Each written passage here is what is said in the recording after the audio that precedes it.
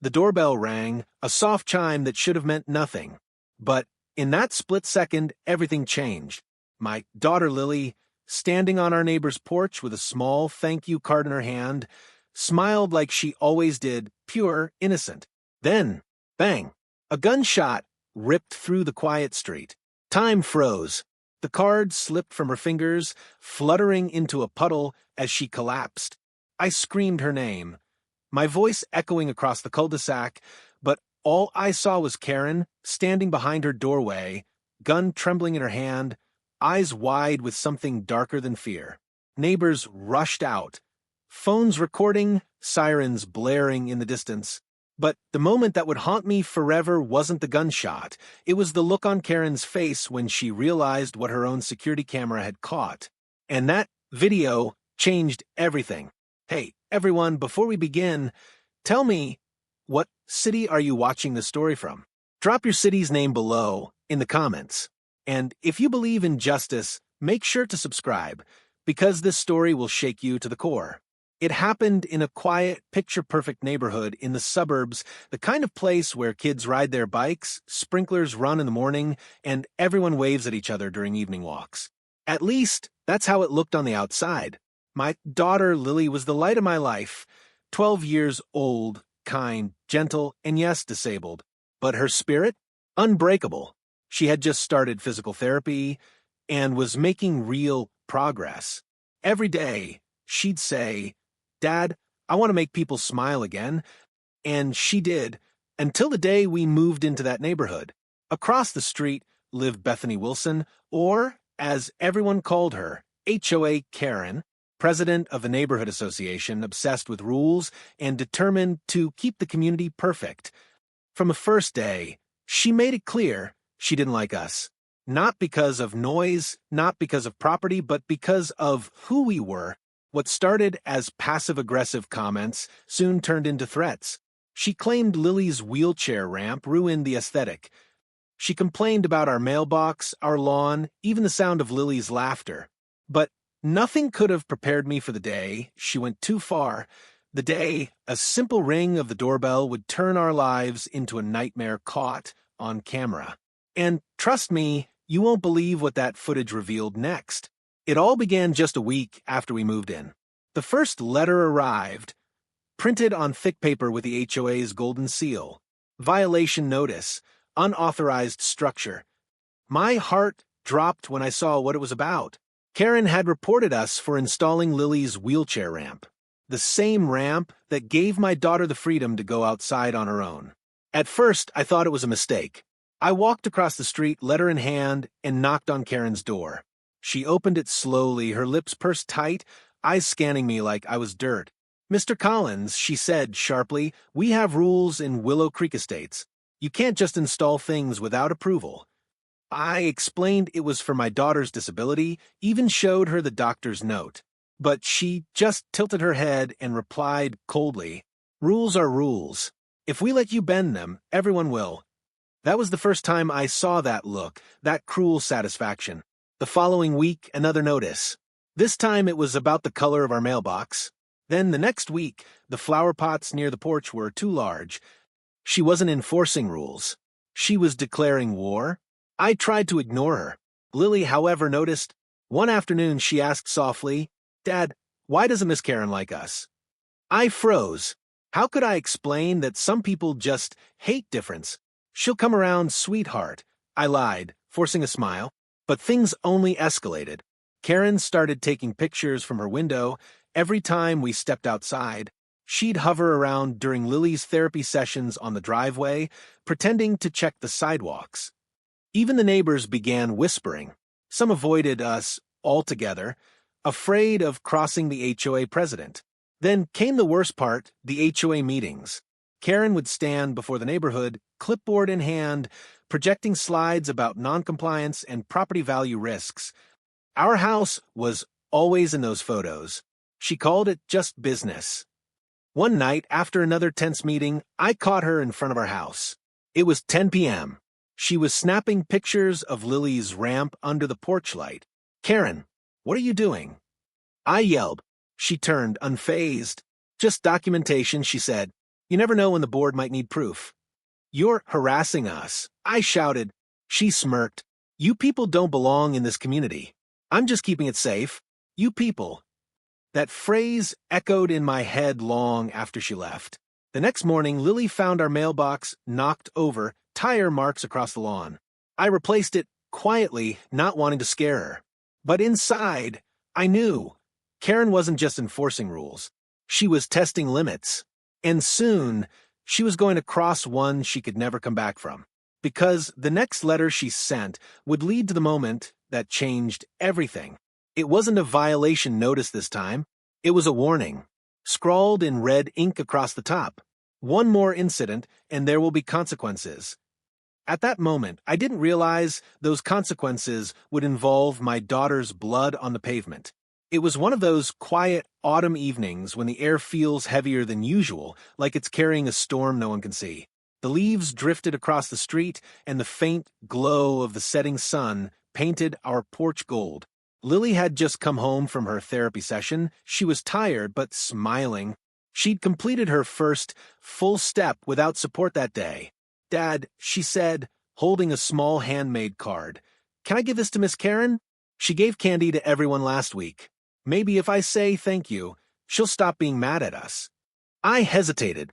The thought of my daughter walking up to that woman's house made my stomach twist. But she looked so hopeful, so innocent, that I couldn't say no. All right, sweetheart, I said softly. Just ring the doorbell, hand her the card, and come right back. Okay. She nodded, clutching the card like it was her ticket to peace.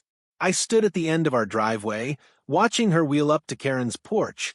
The lights on Karen's house flickered on automatically motion sensors. Lily reached up, pressed the glowing doorbell, and smiled. That's when the door creaked open. Karen appeared in her usual black HOA jacket, her blonde hair pinned tightly back, eyes narrow with suspicion. What do you want? She snapped. Lily, in her soft, trembling voice, said, I just wanted to say thank you, ma'am, for the candy. Karen's expression darkened. You people don't knock on my door. You don't come here. Do you understand me? I started walking toward them, sensing something was off. Lily, honey, come back here, I called out gently. But before she could move, Karen's voice rose, shrill, hateful. Get off my property. You're trespassing. Lily froze, confused. I just... And then it happened. A deafening bang. The sound tore through the quiet evening, echoing down the street. For a second, everything stopped. My body locked, my breath vanished. Then I saw her, Lily, collapsing backward, the little card fluttering from her hand like a dying butterfly. I screamed her name and sprinted across the lawn. My knees hit the pavement as I caught her limp body. Her small hand was shaking, blood trickling from a graze just above her temple. Oh God, no. Lily, stay with me. Please. I cried, pressing my hand against the wound. Neighbors began rushing out, phones in hand, faces pale, with horror. Call 911, someone yelled. Karen stood frozen on her porch, gun still trembling in her grip. She scared me. She was trying to break in, she shouted, voice shaking. I looked up at her, fury and disbelief burning through me. She's a child. She rang your damn doorbell. The sound of sirens began to grow louder, red and blue lights flashing across the perfect suburban street that would never feel perfect again. I could hear neighbors whispering, some recording, some crying. Lily's lips moved weakly. Dad, I didn't do anything wrong. Tears blurred my vision. I know, baby. I know. You did nothing wrong. The ambulance screeched to a halt. Paramedics rushed out, pulling me back as they lifted Lily onto a stretcher. Blood smeared across my hands, warm and sticky, a color I'd never forget. Karen tried to explain herself to the police, stammering, I thought she was an intruder. She had something in her hand. One officer snapped, It was a paper card, ma'am. Then he turned to me. Sir, we'll need you to come with us. We've got to take her to County General right now. I followed the ambulance, lights spinning across my windshield.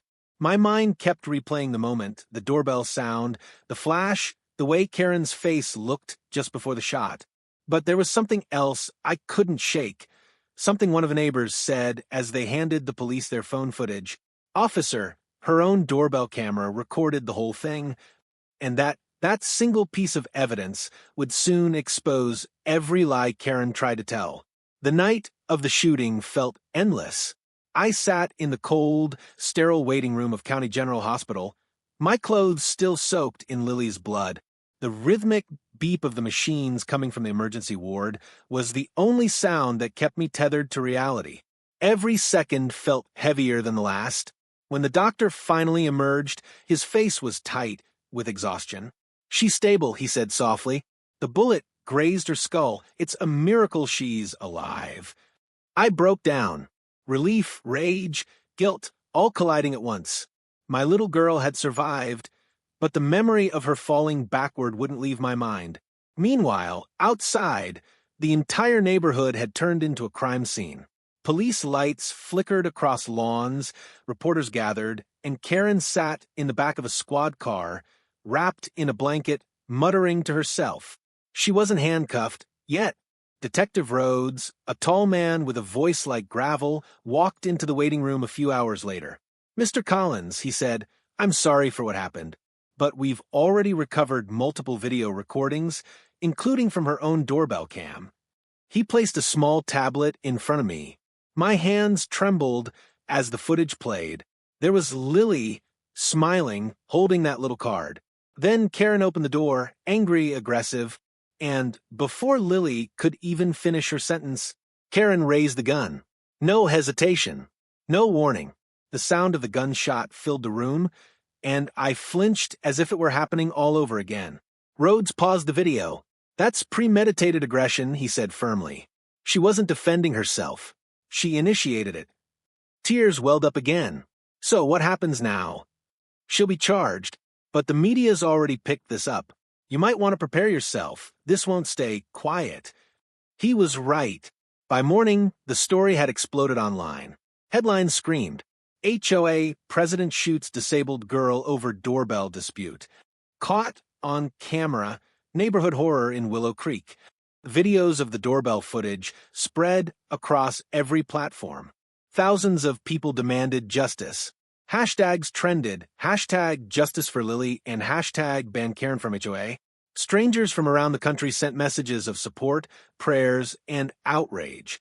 But while the internet boiled, I sat by Lily's bedside, watching the faint rise and fall of her chest. Her head was bandaged, her skin pale, but her heartbeat was strong. Every time a machine beeped, I whispered, "That's my girl." Detective Rhodes returned a few days later. "We've interviewed neighbors," he said. "Apparently, Karen's been harassing families for months. Threats, fines, verbal abuse. Everyone was too scared to speak up until now." He handed me another phone. It was footage from a neighbor's security camera across the street, a wide-angle view of Karen's porch. You could see me in the distance, walking toward the scene. You could hear the sound of the shot, and then you could hear Karen muttering under her breath just before she fired. She said, "You people never learn." That one sentence turned the case from tragedy to hate crime. By that evening, Karen was officially arrested. The news replayed her mugshot beside images of Lily smiling in her wheelchair. Reporters called it an example of suburban prejudice turned violent. Neighbors who once looked away now came forward, furious at how long Karen had terrorized everyone. Mrs. Jensen, an elderly woman down the street, said in tears she fined me for leaving my trash can out one night, and she once called my grandson a nuisance for playing outside. The mask of authority Karen had worn as HOA president crumbled. What emerged beneath it was uglier, a woman obsessed with control, hiding behind community rules to disguise her cruelty. But as the evidence stacked against her, something strange happened. Her lawyer began pushing a new narrative, mental breakdown, medication, trauma. They tried to paint her as unstable, not hateful. I knew what that meant. She wasn't going to admit guilt. She was going to twist it all until the truth got buried beneath her lies. But not this time, because that one small, blinking doorbell camera, the same one that recorded my daughter's smile before the shot, was about to become the witness that no one could silence. And when that video played in court, the world would see exactly who Karen really was. 3 months later, the trial began. The courthouse was overflowing. Reporters, activists, even parents of disabled children filled the benches. The air buzzed with tension. I sat in the front row beside Lily, her wheelchair now decorated with a pink ribbon. She was stronger, but the scar above her temple told the story the cameras couldn't ignore. When Karen walked in, I almost didn't recognize her. Gone was the arrogant HOA president in press suits. She wore beige prison attire, hair disheveled, face pale. But her eyes, cold, calculating, hadn't changed. Her lawyer, a polished man named Mr. Alden, stood tall and confident. "Ladies and gentlemen," he began, "this was a tragic misunderstanding. My client believed her life was in danger." The words made my fists clench. Lily flinched beside me.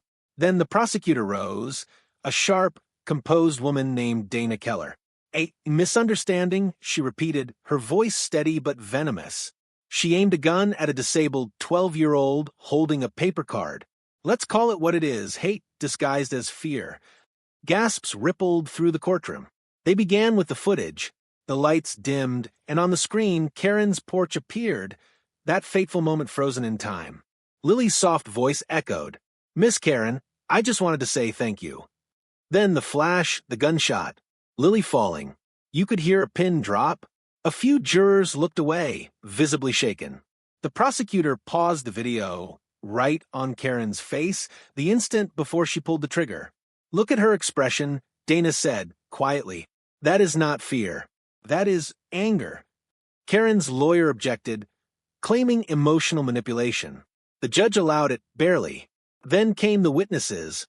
Detective Rhodes testified about Karen's prior harassment, the complaints, the HOA notices, the late-night photos. He described her as a woman obsessed with authority and intimidation.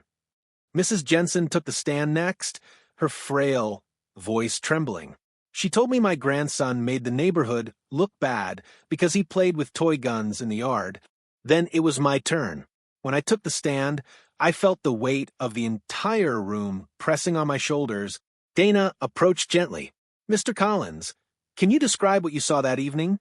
I took a shaky breath. I saw my daughter, smiling, kind, trying to make peace with someone who hated her for existing. And then I saw that person raise a gun and shoot her. Silence. I looked at Karen, and for a split second I thought I saw remorse in her eyes. But it vanished as quickly as it appeared. When it was Alden's turn to cross-examine, his tone turned sharp. "Mr. Collins, is it true your daughter approached Ms. Wilson's home uninvited?" "She rang a doorbell." I snapped. "And did you instruct her to do so?" "I did, because decent people don't shoot children for being kind." The crowd erupted. The judge called for order. Then, the moment no one expected, Dana announced, "Your Honor, the prosecution would like to submit newly discovered audio evidence recovered from the defendant's doorbell system." Karen's face went white. Her lawyer immediately objected, but the judge allowed it. The audio began to play. Ding dong. Lily's voice? "I just wanted to say thank you." Then Karen's voice, calm, almost whispering, "I'll teach you people a lesson." Then the gunshot. The courtroom froze. Every face turned toward Karen. Even her lawyer looked stunned. Dana stepped forward, her tone sharp as a blade. She wasn't defending herself. She was delivering punishment. Karen's mask shattered. She started shouting, "She shouldn't have come here. She scared me. You don't know what it's like to have strangers." The judge slammed his gavel. Enough. But Karen didn't stop. They moved in and started ruining everything. The ramp, the noise, the eyesores. Her own lawyer tried to pull her back down, whispering, "Stop talking." But it was too late. Her outburst revealed everything. The prejudice, the hatred, all the ugliness she'd hidden behind HOA rules. The jury looked horrified. One woman wiped tears from her eyes. When the day ended, the prosecutor leaned toward me and whispered, that was her confession. "You just witnessed it." As I wheeled Lily out of the courtroom, flashes from cameras lit up the hallway. Reporters shouted questions. Do you believe justice will be served? How's Lily doing? But I didn't answer. I looked down at my daughter, who whispered softly, Dad, why do people hate us when we didn't do anything wrong? I couldn't speak. I just held her hand and said, quietly, because sometimes, sweetheart, hate blinds people so much they forget what being human means. And deep inside, I vowed this wouldn't end in silence. Karen's lesson would become the very thing that destroyed her. Because the next day, the verdict would shake the entire neighborhood. The courtroom was silent when the jury filed back in. Every seat was filled.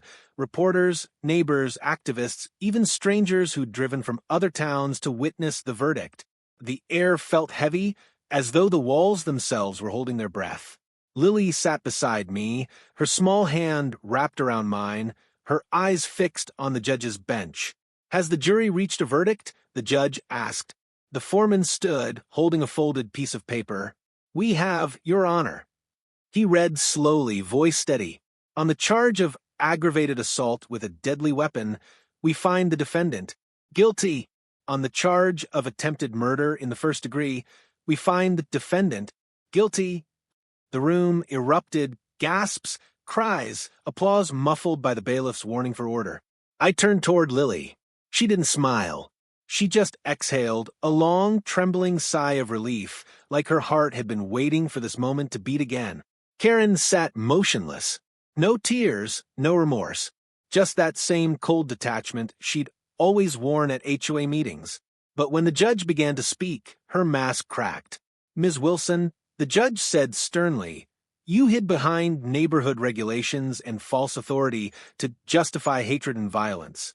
This court cannot ignore the harm you've caused, not only to this family, but to every community that believed in your leadership. Her lip quivered. For the first time, she looked less like a villain and more like a frightened woman realizing her control was gone. Before sentencing, the judge asked if she had any final words. Karen stood slowly. Her voice trembled at first, but soon grew sharp. I never meant to hurt that girl, she said, but people like them move in and change everything. The property values, the peace, the order. I was trying to protect what we built. Gasps filled the courtroom. She turned to face the audience, eyes wild. You don't understand what it's like watching your neighborhood fall apart because of people who don't belong. The prosecutor rose immediately. Your Honor, let the record show the defendant continues to show no remorse, only prejudice. The judge nodded gravely. Indeed, you've made your views very clear, Ms. Wilson. He sentenced her to 35 years in prison without the possibility of parole. As the gavel struck, Karen finally broke down, crying, not for Lily, not for what she'd done, but for herself. The officers cuffed her and led her away. Her sobs echoed through the hall. Outside the courthouse, dozens of people waited, holding signs that read justice for Lily and no hate in our neighborhoods. News crews crowded around, microphones flashing. But when they asked for my comment, I only said one thing. Justice doesn't erase the pain, but it reminds us that hate doesn't win forever. That night, Lily and I sat by the living room window, the same one that once faced Karen's house, now dark and empty. For the first time, the street felt peaceful again. Dad, she whispered, why did she hate me so much? I looked at her, struggling to find an answer that made sense. Some people are so afraid of kindness. I said finally that when they see it in someone else, it reminds them of everything they've lost inside. She nodded slowly, tears glimmering in her eyes. I still forgive her, she said quietly. I froze. You forgive her? She's already trapped, Lily said, not in jail in her heart. Those words hit me harder than anything else that day. My daughter, the same child who almost died because of someone's hate, was teaching me about compassion. In the weeks that followed, the footage continued to spread across social media. Major networks ran segments about the HOA shooting that changed the law. Communities across the country began re-evaluating neighborhood watch policies and HOA authority. But what touched me most were the letters, hundreds of them, from parents of disabled kids, from veterans, from neighbors who'd once been afraid to speak up against bullies like Karen. Each one said the same thing: Lily gave us courage. And maybe that's what justice really looks like. Not revenge, not punishment, but change. As I tucked Lily into bed one night, she asked softly, "Do you think she'll ever understand what she did?" I kissed her forehead. Maybe someday. But even if she doesn't, the world will. Because Karen's doorbell camera didn't just catch a crime, it caught a mirror. A mirror showing what happens when hate becomes louder than humanity. And thanks to one brave little girl, the whole world was forced to look. A year later, the neighborhood that once turned its back on us looked completely different. The grass seemed greener, the air lighter. The same people who used to avoid eye contact now waved when we passed by. Some even stopped to talk, apologizing for their silence during the months when Karen's shadow loomed over everyone. Lily had healed, at least on the outside. The scar on her temple had faded, hidden beneath her soft brown hair. But there were nights she'd still wake up screaming, clutching her head, asking, "Dad, why did she do it?" And every time, I'd hold her and whisper, because she forgot how to love, sweetheart. But you didn't. Life began to move again, though never quite the same. The HOA disbanded, its name permanently stained. In its place, the community voted for a new group, one focused on kindness and safety. They renamed it the Willow Creek Neighborhood Trust, and at the center of its mission was a law inspired by Lily's case. No HOA could penalize or target homeowners for accessibility or disability modifications. But Lily didn't just inspire laws, she inspired hope. The day she returned to school, the entire district welcomed her back with handmade banners. Her classmates wore pins that said, "Ring the bell for Lily." Even teachers couldn't hold back tears when she rolled through the doors, smiling bravely. "Dad," she whispered, "I think I'm ready." "Ready for what?" I asked. "To tell my story." That's when she decided to make a short video, her own voice telling the world what happened. I helped her set up the camera. She looked straight into the lens and said, "I forgive the woman who hurt me, not because she deserves it, but because I don't want to carry her hate in my heart anymore." That single video went viral overnight. Millions watched it, shared it, cried with her. News anchors called her the little girl who healed a nation's wound. People from across the country wrote letters to thank her, not for surviving, but for forgiving. Soon, we were invited to speak at schools, community meetings, even police seminars. Lily became a symbol of courage, a reminder that compassion is stronger than fear. One day, after a long drive home from a conference, she looked out the window at the sunset and said, "Dad, if I could go back in time, I'd still ring that doorbell." I nearly pulled the car over, choking back tears. "Why would you say that?" She smiled. Because maybe that sound, that one little ring, woke up the world. And maybe she was right. Months later, I visited Karen in prison. Not out of hatred, but for closure. When she entered the room, her once sharp face looked tired, aged. Her arrogance was gone. She didn't look at me at first, just stared at the floor. "I heard about your daughter's foundation," she muttered. "She's helping people now." "Yes," I said quietly. "Disabled kids, victims of hate crimes." She calls it the Doorbell Project. It funds therapy, education, and accessibility tools for families who can't afford them. For the first time, Karen looked up. Her eyes were wet. I thought I was protecting my home," she whispered. "But I destroyed everything." I stood, nodded once, and said, "You can still make peace, Karen. But it starts with forgiveness, the same thing my daughter already gave you."